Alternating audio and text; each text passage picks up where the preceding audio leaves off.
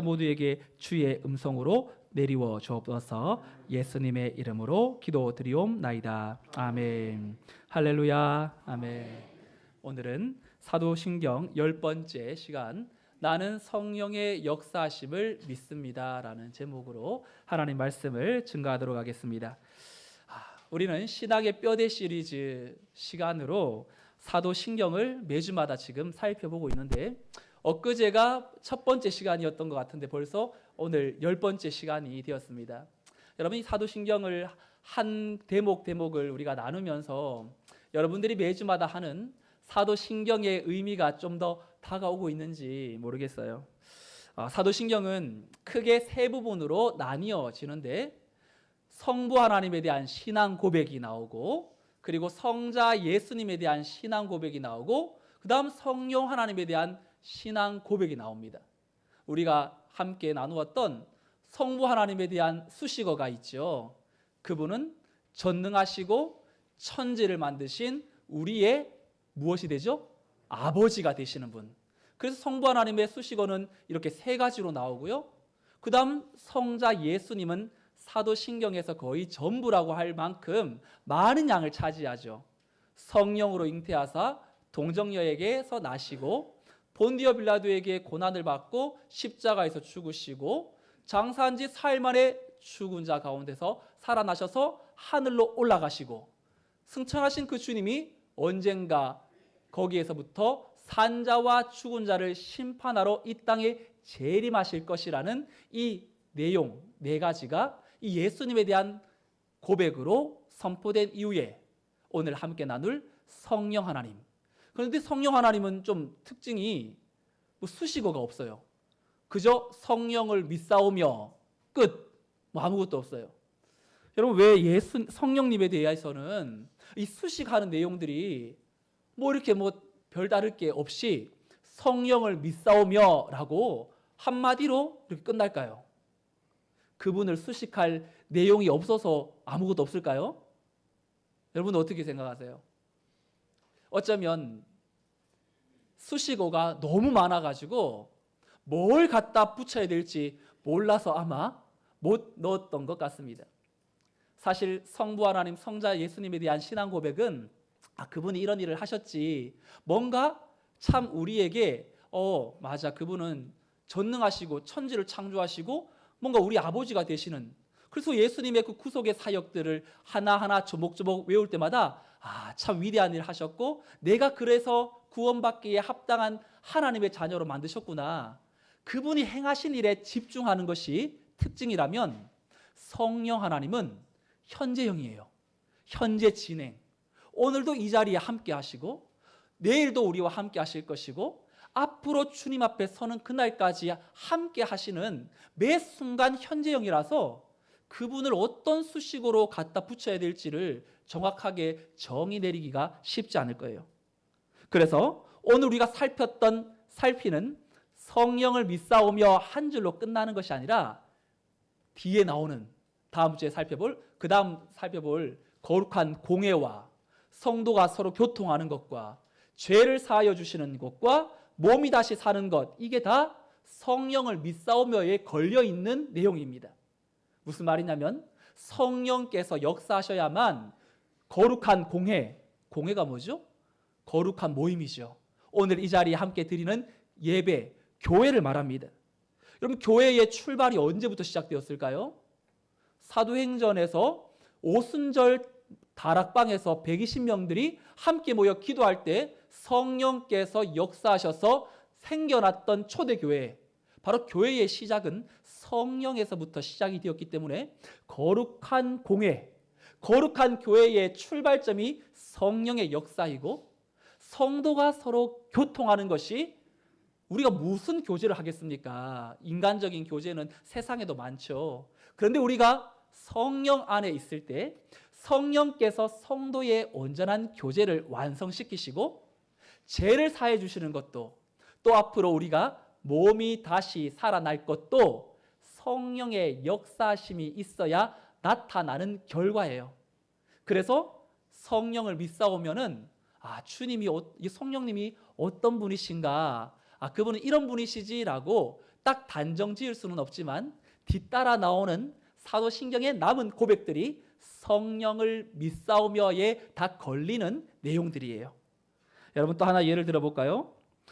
찬송가를 보면 여러분 이 분류를 해놓아요. 처음에는 가나다라 순으로 찬송가를 분류해 놓습니다. 그런데 또 그 다음 보면 주제별로 분류를 해놓아요. 그런데 성령이라는 주제가 182장부터 197장까지 약 16개의 찬송가가 있는데 여러분 한번 집에 가셔서 성령이라는 주제의 찬송가를 한번 펴서 가사를 한번 보세요. 그 가사가 어떤지, 뭐 뜬구름 잡거나 뭐 저 멀리에 무엇인가 뭔가 우리와 전혀 관계없는 것이 아니라 현실적인 내용으로 가득 차 있습니다. 그런데 좀 잘 안 알려져 있는 찬송가가 하나 있는데요. 186장이 영화로우신 주 성령이라는 찬송가예요.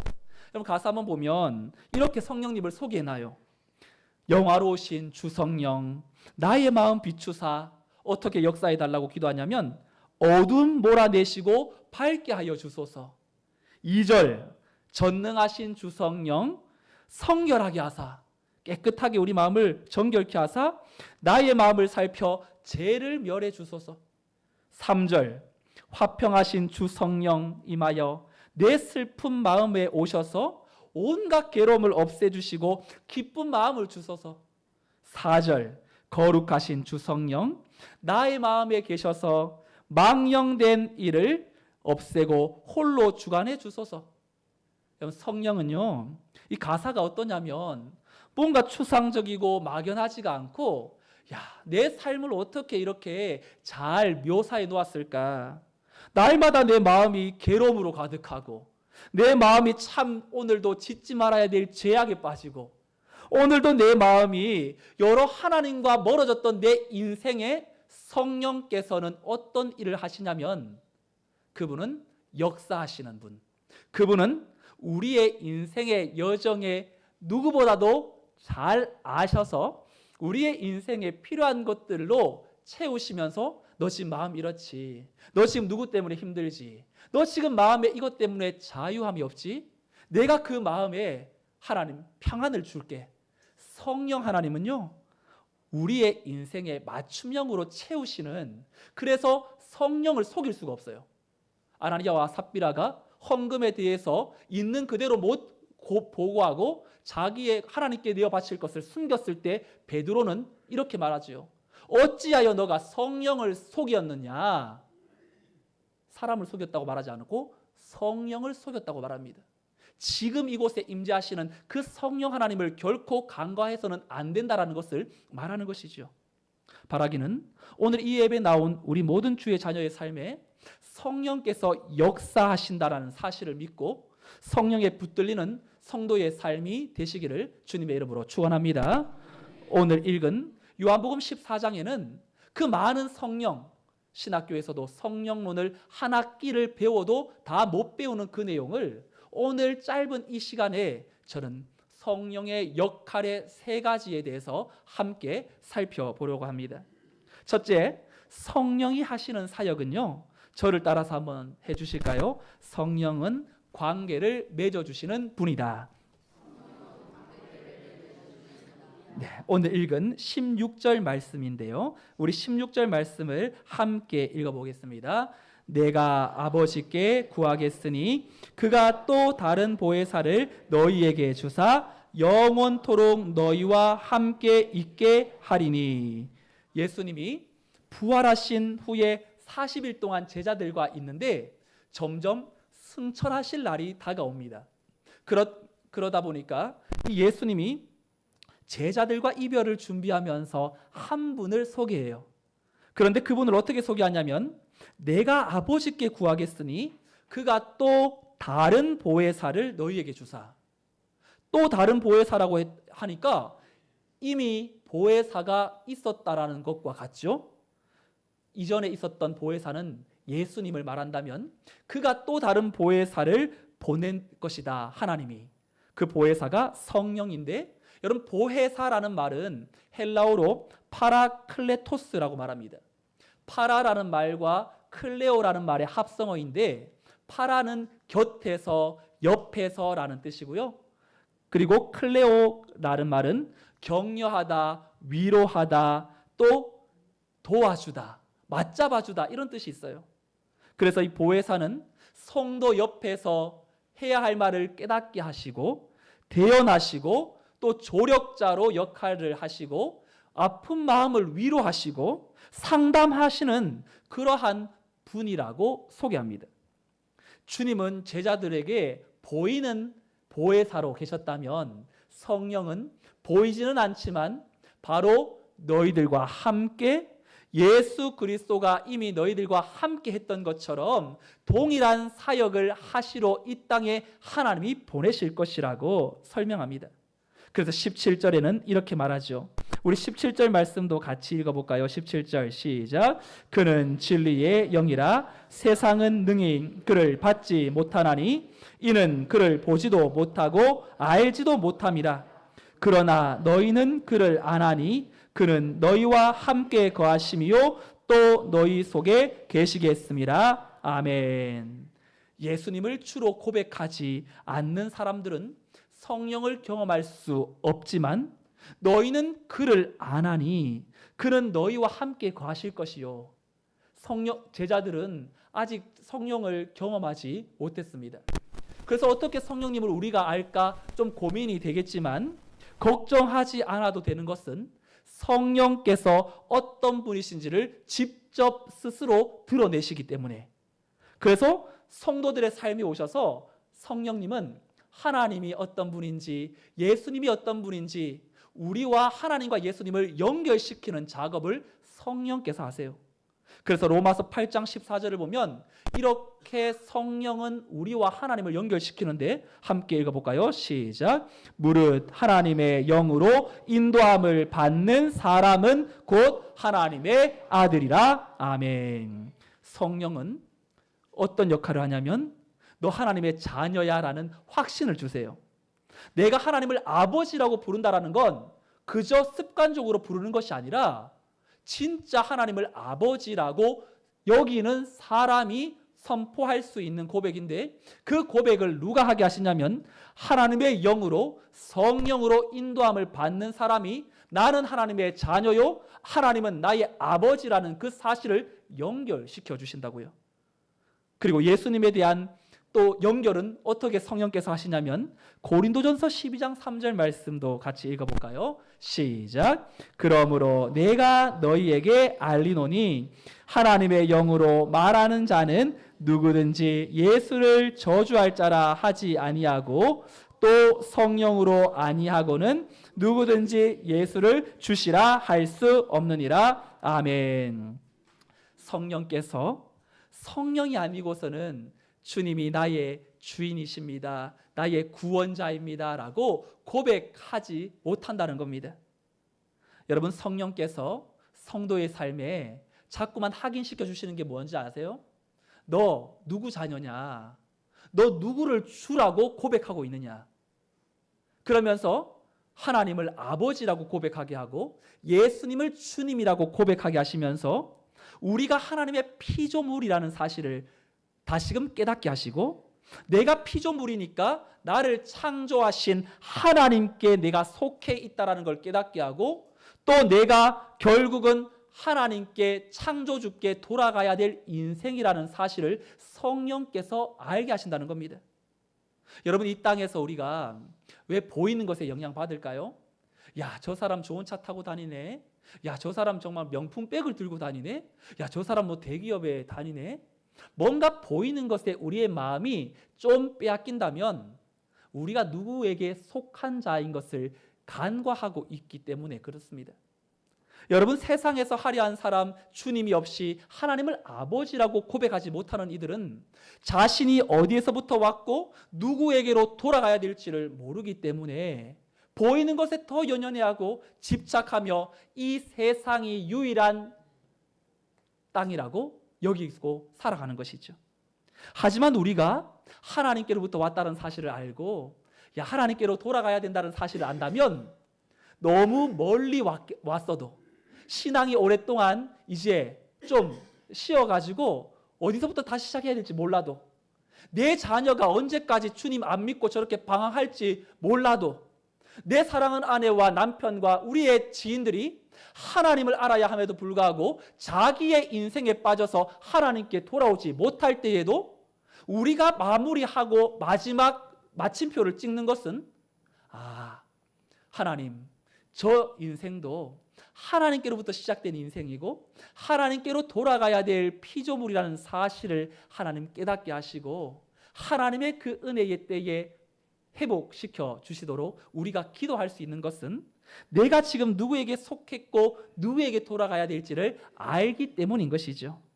그래서 여러분, 성령께서 우리에게 하나님을 아버지라고 연결시키고 예수님을 주라고 자꾸만 깨닫게 하실 때 여러분들의 마음속에 내가 하나님의 자녀라는 사실을 다시 한번 세상 가운데 선포하고 예수를 주로 고백하면서 하나님 앞에 당당하게 이 땅의 것에 연연하지 않고 믿음의 주님만 바라보며 앞을 향하여 진군하는 주의 군사들이 되시기를 축원드립니다.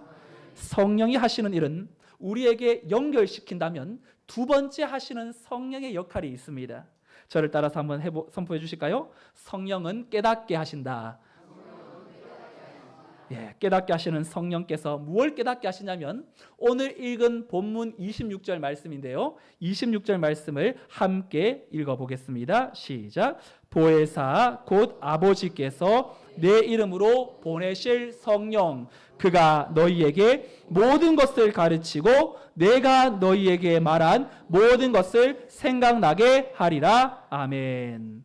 성령을 가장 적극적으로 소개하시는 주님이 성령님을 어떻게 소개하냐면 자신의 구속의 사역을 마무리하고 바톤을 넘겨주시는 것처럼 성령께서 오셔서 하시는 일은 색다른 거, 전혀 새로운 걸 하는 것이 아니라 내가 너희에게 말한 것을 성령께서 가르치고 내가 너희에게 그토록 말했던 것을 기억나게 하고 깨닫게 하실 거라고 말하는 것입니다. 예수님께서 이미 제자들에게 말씀하신 것을 가르치고 깨닫게 하시는 것을 요한복음 16장 8절은 또 이렇게 성령님의 사역을 소개하는데요. 우리 이 말씀도 같이 한번 읽어볼까요? 시작. 그가 와서 죄에 대하여 의에 대하여 심판에 대하여 세상을 책망하시리라. 아멘. 조금 전에 요한복음에서는 가르치고 생각나게 할 거라고 했는데 요한복음 16장에 와서는 책망하시리라. 여러분, 이 가운데 책망을 좀 많이 받으신 분 계세요? 학창 시절에? 그럼 책망을 좋아하는 사람이 누가 있겠어요? 그죠? 그런데 여기서 책망하시리라라는 이 단어는 무언가 우리에게 지적질하고 꾸짖고 야단치는 단어가 아니에요. 책망하시리라라는 말은 헬라어로 이 엘렌코라는 단어인데 이 단어의 뜻은 드러내다, 폭로하다라는 뜻입니다. 그러니까 이 단어는요, 억지로 이 말을 물에 데리고 가서 먹이도록 하는 게 아니라 스스로 깨닫게 하는 겁니다. 야, 내가 이러면 안 되지. 내가 성령의 사람인데, 내가 하나님을 믿는 사람인데, 내가 너무 어둠 가운데 내가 살아왔구나. 아까 일부 예배 때에도 새로 오신 분이 이제 모태신앙인데 오랫동안 신앙생활 못하신 분이 또 있으셨어요. 그래서 다시 오셨다는 겁니다. 그걸 누가 깨닫게 해주신 거죠? 이 자리에 오게 하신 거는 여러분 우리의 의지와 노력과 성문교회에 소속되어 있는 성도이기 때문에 온 것이 아니라 하나님께서 깨닫게 하시고 오늘도 내가 가야 될 그 자리를 가도록 만드시기 때문에 너의 그 소속, 하나님께 속한 사람이라는 걸 깨닫게 하시기 때문에 이 자리에 나오시는 것이죠. 엘렌코라는 이 단어, 결국 내가 이것을 죄라는 걸 몰랐는데 깨닫게 하시고 내가 그럼 어떻게 살아야 될지에 대해서 반응하게 하시는 단어가 책망하시리라. 그래서 성령은 우리에게 계속 책망하세요. 계속 우리에게 깨닫게 하세요. 그 깨달음을 붙드는 인생은 다시금 살 소망을 가지게 되는 것이고 그것을 붙들지 못하면 계속해서 나락에 떨어지게 되는 것이죠. 하지만 성령의 사람은 반드시 그 음성에 순종하고 자신의 인생을 성령께 내어 맡기게 될 줄로 믿습니다. 사도행전 3장에 보면 베드로와 요한이 기도 시간이 되었어요. 9시, 오후 3시. 하루 3번 유대인들은 기도 시간을 정합니다. 9시, 12시, 오후 3시. 하루가 마무리되어지는 마지막 기도 시간이었어요. 그런데 기도하러 올라가다가 거기에서 성전 미문에 앉아있는 누구를 발견하죠? 나면서부터 걷지 못한 사람을 만납니다. 2절 3절에 보니까 이렇게 말해요. 나면서 못 걷게 된 이를 사람들이 메고 오니 이는 성전에 들어가는 사람들에게 구걸하기 위하여 날마다 미문이라는 성전 문에 두는 자라. 그가 베드로와 요한이 성전에 들어가려 함을 보고 구걸하거늘. 4절 함께요. 베드로가 요한과 더불어 주목하여 이르되 우리를 보라 하니. 여러분, 이 사도들이 오늘 이 성전에 처음 들어간 겁니까? 아니면 매일 들어갔을까요? 매일 기도하러 갔겠죠. 그러면 오늘 이 자리에 앉아있는 거리는 오늘 유달리 여기가 물이 좋다, 여기가 자리가 좋은데? 그러면서 오늘 처음 앉았을까요? 매일 여기 와서 앉았을까요? 매일 왔겠죠. 그죠? 그런데 일상의 삶에서는 아무런 변화가 일어나지 않았다가 오늘 이 사도들이 그 눈에 한 영혼이 특별하게 들어오는 걸 경험합니다. 주목하여 이르되 우리를 보라 하니. 그전에도 보았지만 그저 지나쳤어요. 그런데 오늘따라 이 거린이 눈에 들어오게 된 이유가 있습니다. 베드로는 얼마 전에 성령을 경험했거든요. 오순절 성령께서 임하셔서 그들에게 나타나시자 베드로가 담대하게 주의 복음을 선포했을 때에 3,000명이 죽게 돌아오는 역사가 일어납니다. 성령이 임하시면 나타나는 역사가 뭐냐면 능력이 나타나는 것도 있지만 한 영혼에 대한 아파하는 마음, 저 영혼이 지금 어떤 상태에 있는지에 대해서 보게 하는 영안이 열려지게 되기 때문에 오늘 미문에 앉아있는 그 거린이 남다르게 들어온 겁니다. 영혼을 애타게 여기는 성령의 깨닫게 하심을 통하여 베드로에게 전이 되자 베드로가 우리를 주목하여 보라. 그러면서 은과 금은 내게 없거니와, 너가 지금 요구하고 기대하고 소망하는 은과 금은 내게 없거니와 내게 있는 것을 너에게 주노니 곧 나사렛 예수 그리스도의 이름으로 일어나 걸으라. 은과 금을 달라고 손을 벌리고 있는 거린에게 일어나 걸으라고 하는 더 놀라운 사건을 일으켜내죠. 여러분, 평범한 날에 특별한 날이 이 거린에게 찾아왔어요. 한 번도 잃어본 적이 없는 이 사람이 하루하루 연명하면서 구걸하던 인생에게 성령을 통하여서 그 인생이 새롭게 변화된 것도 놀라운 일이지만, 여러분, 더 놀라운 건 예수님 열심히 믿었고 하나님 열심히 찾았고 내가 매일 예배하러 나왔고 그런데도 늘상 나에게만 집중되었던 내 신앙생활이 성령을 통하여 다른 사람에게 열리게 되다 보니까 성령의 그 음성에 예민하게 반응하고 그 마음에 순종할 때에 내 삶이 성령의 도구로 쓰임받아 하나님의 역사를 이루는 통로가 되었다라는 그 사실을 확인한 사도들에게도 얼마나 더 큰 일입니까? 사랑하는 성도 여러분, 똑같은 삶이라 할지라도 성령의 깨닫게 하심을 통하여 성령의 도구로 쓰임받는 인생이 있고 그렇지 못한 인생이 있습니다. 성령 하나님께서 오늘 우리에게 다가오셔서 우리의 인생 가운데 무엇을 말씀하시는지를 여러분 매일 아침마다 기도의 시간을 통해서 이 하루를 살아가기 전에 성령 하나님 나를 인도하여 주시고 나를 통치하여 주셔서 미천한 저라고 할지라도 성령의 도구로 쓰임받게 해달라고 기도할 수 있기를 주님의 이름으로 소망합니다. 성령께서는 우리에게 하나님과 예수님을 연결시키고 또 깨닫게 하신다면 마지막 세 번째 그분이 하시는 역할이 있는데요. 저를 따라서 한번 선포해 보겠습니다. 성령은 회복시키신다. 여러분, 회복 안 좋아하는 사람이 누가 있겠어요? 여러분, 회복이라는 단어를 언제 씁니까? 병문안 갔을 때, 아픈 사람 전화 신방할 때 빨리 회복되기를 기도할게요 라고 우리가 말하죠. 그런데 이 회복은요, 원 의미가 어떤 뜻이냐면 복원시키다 라는 뜻이에요. 원래 상태로 돌아가는 것이 회복이라고 말합니다. 여러분, 우리가 돌아가야 될 원래 상태가 어디죠? 하나님이 아담과 하와를 지었을 때, 하나님의 형상으로 지었을 때에 하나님과 막힘이 없었던 그 상태 말이죠. 죄로 인하여 전적인 타락이 이 땅에 들어와서 하나님의 형상이 깨어졌지만 완전히 깨어진 것은 아니라 부분적으로 남아 있어요. 그래서 우리가 사랑을 실천하고자 하고, 우리가 선한 것이 무엇인지를 추구하고자 하고, 우리가 공의로운 것이 무엇인지를 생각하는 건 하나님의 공유적인 속성이 내게도 있기 때문에, 하나님의 속성이 내게도 남아있기 때문에 그런 생각을 하게 되는 것입니다. 예수님이 이 땅에 오셨습니다. 그리고 제일 먼저 회당에 들어가셔서 랍비들에게 성경을 펼쳐서 가르치는데, 그날따라 구약의 많은 성경 중에 하필 이사야서 61장을 주님이 펴세요.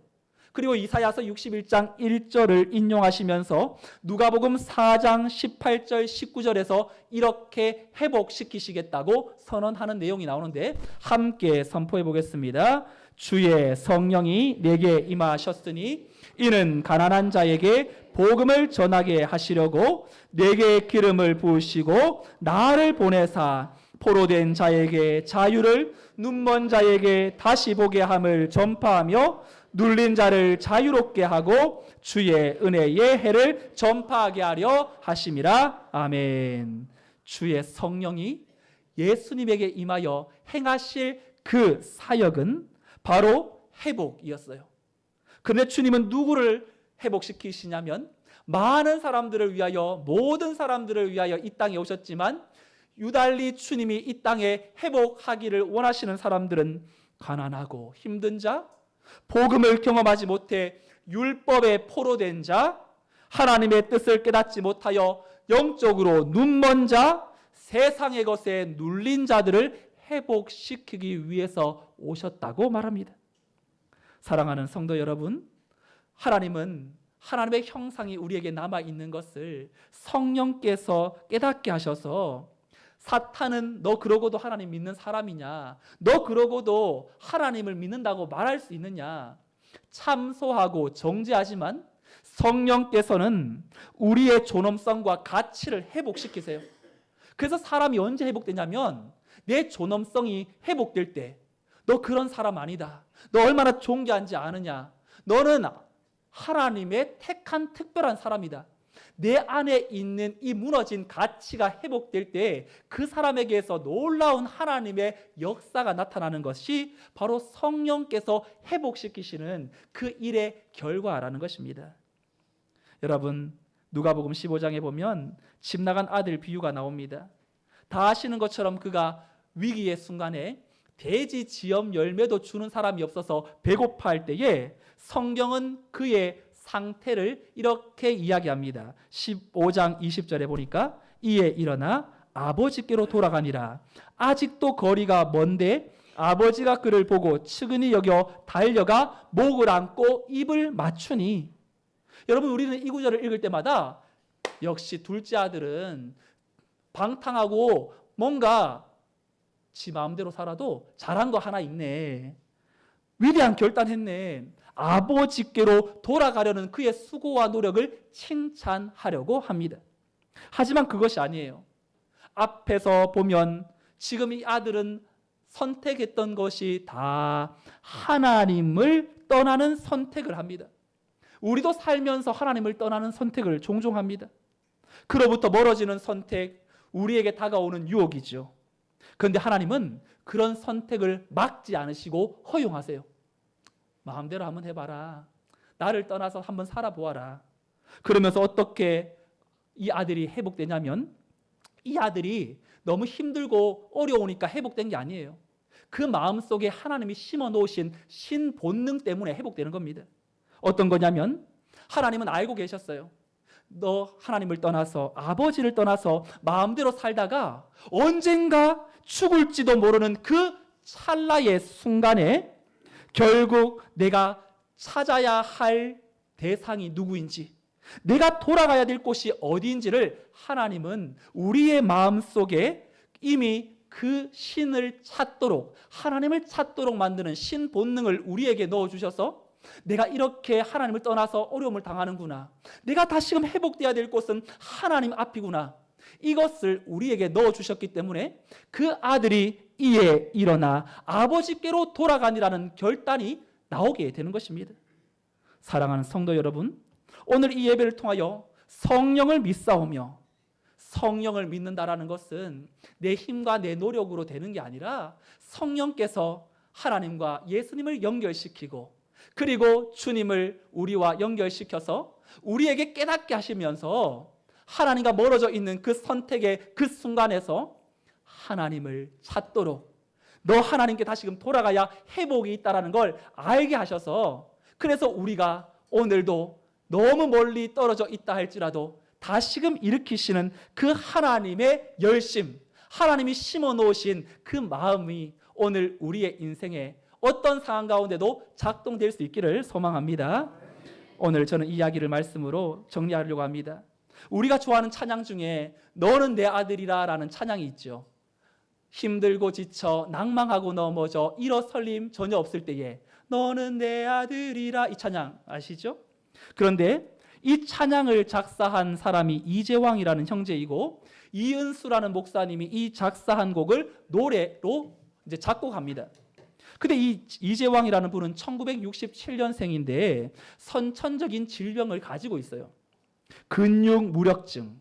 시간이 지날수록 근육이 없어지는 병을 가지고 태어납니다. 그런데 태어났을 때는 부모가 이 아이가 이런 병이 있는 것을 몰랐어요. 근데 4세, 4살 때부터 이 아이가 좀 다르다는 걸 느끼기 시작합니다. 그러니까 성장도 잘 안 되고 걷지도 못하고 항상 누군가의 도움을 받으면서 살아야 되는 인생이었어요. 초등학교 때에는 어머니 등에 겨우겨우 업혀서 초등학교를 마무리했어요. 의사가 말합니다. 20살이 되기 전에 죽는다고 사형 선고를 내려요. 그런데 이 사람은 의지가 진짜 강했던 사람, 신앙의 힘으로 하루하루를 버텨요.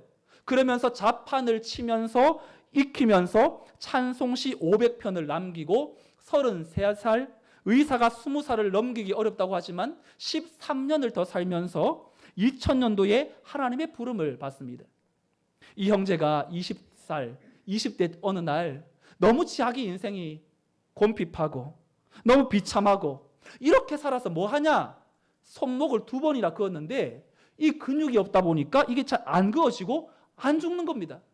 자기 인생이 자기 마음대로도 못 죽으니까 너무 비참한 마음에 절망하고 있을 때 시편을 읽는 중에 시편 2편 7절 말씀이 그의 마음을 사로잡아요.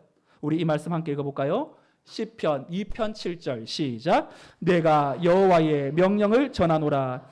여호와께서 내게 이르시되 너는 내 아들이라. 오늘 내가 너를 낳았도다. 아멘. 너는 내 아들이라. 오늘 내가 너를 낳았도다. 이 말씀에 붙들려 하나님의 음성으로 듣게 되었어요. 그 말씀이 들려오면서 중심에서부터 놀라운 역사가 일어나기 시작합니다.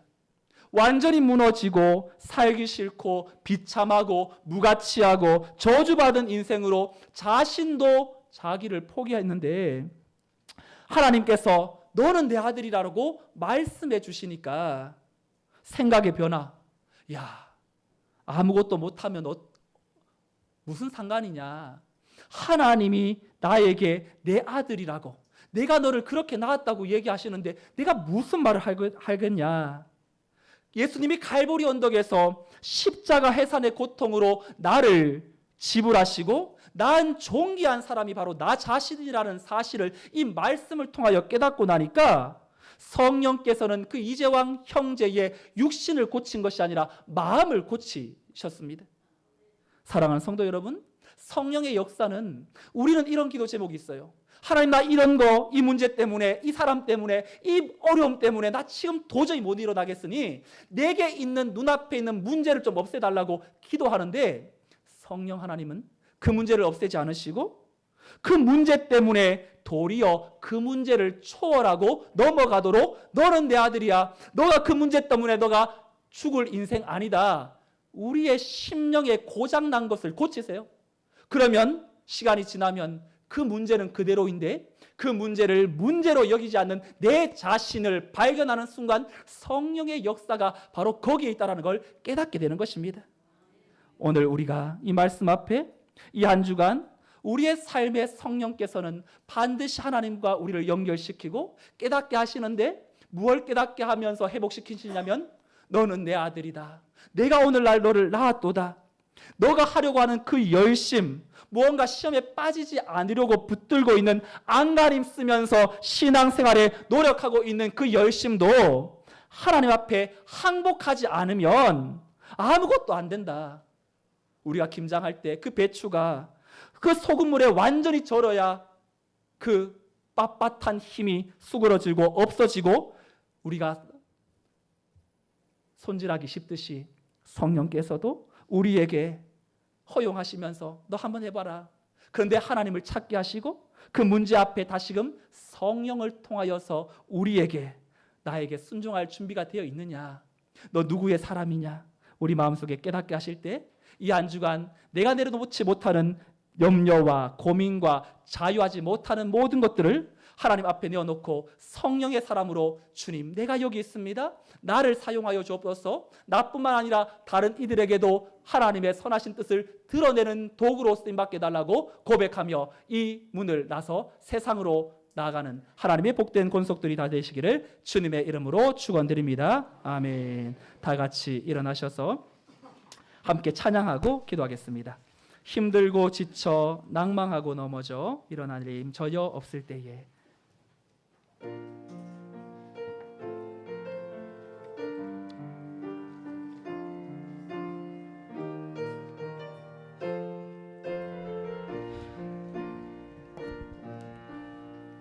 힘들고 지쳐 낭망하고 넘어져 일어날 힘 전혀 없을 때 조용히 다가와 손 잡아주시며 나에게 말씀하시네.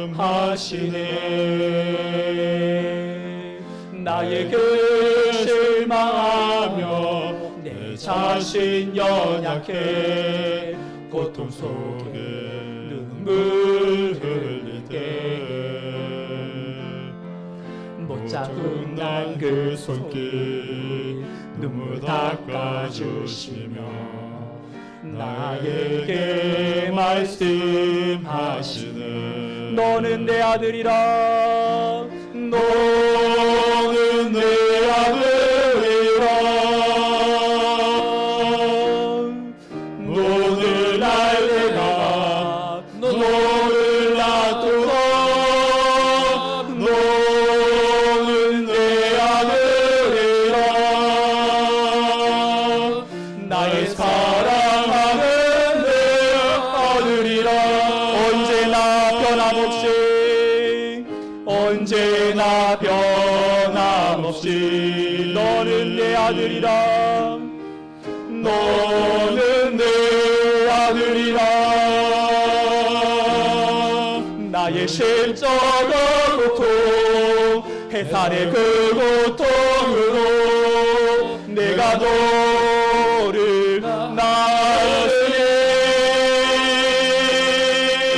너는 내 아들이라. 너는 날 내가 너를 놔두다. 너는 내 아들이라. 나의 사랑하는 내 아들이라. 함께 이 시간 들은 말씀 생각하면서 기도하겠습니다.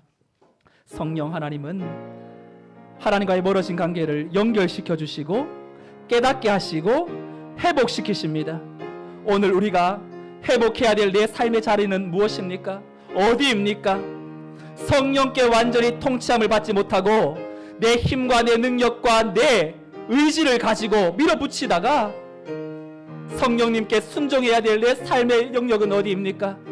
나도 성령의 사람으로 쓰임받게 해달라고, 내 인생 내가 주인이 아니라 하나님이라는 사실을 기억하고 성령의 손에 붙들려 내 인생이 주님 앞에 기쁨이 되고 다른 사람들에게도 예수의 그 사랑을 정말로 내게는 은과 금이 없거니와 나사렛 예수 이름으로 일어나 걸으라 선포할 수 있는 그 믿음의 결단과 용기, 문제를 넘어서는 내 마음의 영적 평안과 은혜로 하나님과 동행할 수 있도록 성령으로 내 삶을 붙들어 달라고 오늘 들은 말씀 생각하며 함께 통성으로 기도하겠습니다. 하나님 아버지, 하나님 아버지, 우리의 마음 가운데에 성령 하나님이 우리에게 필요한 은혜로 멀어진 관계를 연결시켜 주시고 깨닫게 하여 주시며 회복시키시는 그 성령 하나님을 우리의 하나님으로 맡기며 그분께 나아갑니다. 하나님 아버지 앞에 성령의 사람으로 하나님 내가 더욱더 나아가지 못하고 나의 연약함에 짓눌려 하나님 통치함을 받지 못했던 내 인생, 여전히 하나님 우리가 일어나 정말로 우리가 나가야 될 곳 하나님께로 돌아가게 하시고 아버지 하나님께서 여전히 우리를 위하여 기다리고 계시며 그 선하신 뜻 앞에 붙들려 살아가게 하시는 줄로 믿사오니 오늘도 내 인생에 다 해결하지 못하는 문제들이 없어지기를 기도하는 것이 아니라 그 문제를 넘어설 수 있는 믿음도 하시고 어떤 상황과 환경 속에서도 영원하신 하나님 앞에 이끌려 주의 손에 붙들려 하나님이 원하시는 삶을 신실하게 살아드리는 하나님의 권속들로 삼아 주옵소서. 우리를 통하여 이루고자 하시는 그 아버지를 온전히 믿음으로 반응하게 하시고 예배하신 놀라운 능력으로 세워주시옵소서. 사랑의 주님, 오늘도 우리를 이 자리에 기억하시고 하나님께서 우리를 붙드셔서 하나님의 음성 앞에 나와 하나님의 말씀 앞에 우리의 삶을 내어놓고 성령께서 어떻게 역사하시는지를 또 깨닫게 해주시니 감사합니다. 성령께서 우리와 하나님과의 관계를 연결시키시고 너가 지금 있어야 될 곳은 여기가 아니다. 아버지께로부터 왔으니 아버지께로 돌아가야 되지 않겠느냐. 아버지의 그 마음을 우리에게 넣어주셔서 하나님의 뜻을 깨닫게 하셔서 정말로 이에 일어나 아버지께로 돌아가니라.